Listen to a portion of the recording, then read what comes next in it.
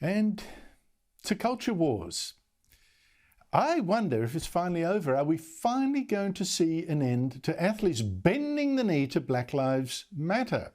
I mean, almost every sports event these days. Formula One started doing it after being pushed to do it by driver Lewis Hamilton.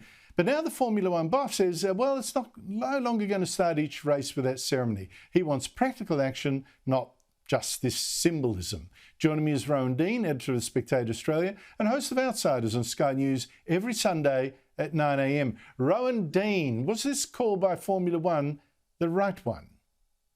Well, probably for Lewis Hamilton it was, because I bet his knees are starting to give out. All that endlessly getting down on one knee before every race. He's probably got a dicky knee and been off to the doctor, and they're saying, you've got to stop getting down. So probably for his sake. But on a more serious note, Andrew, this sort of quasi-religious thing, I mean, you bow to people. It's a religious concept. It's a concept to do with, prostrating yourself before a higher authority or something like this. And the whole kneeling to Black Lives Matter has always been fraught with danger.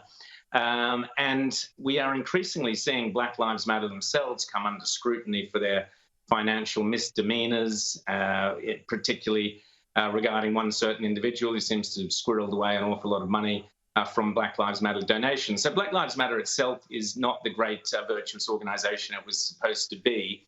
And now, a couple of years on, I think people are starting to realize that showing that you're bowing down to another human being is not really a great way of showing equality or showing or living out Martin Luther King's ideal that you don't even acknowledge another person's color. You acknowledge the character of that person and their intelligence, their wit, their values. That's what you look for in a person. You don't look for the color of their skin. And this idea that bowing down somehow shows that you support or acknowledge racial equality goes against everything Martin Luther King said. And in fact, the best thing Morgan Freeman ever said was that if we want to stop racism, just stop talking about it.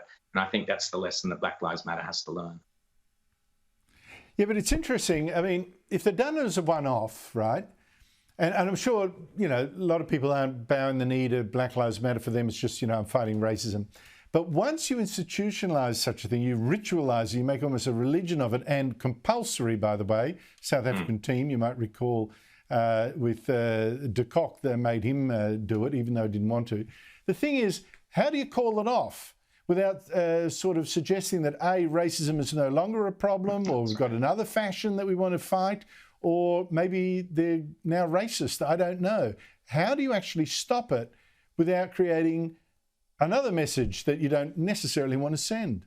Precisely. Yep. Well, that's exactly right. And this is the problem with virtue signaling or symbolism, Andrew.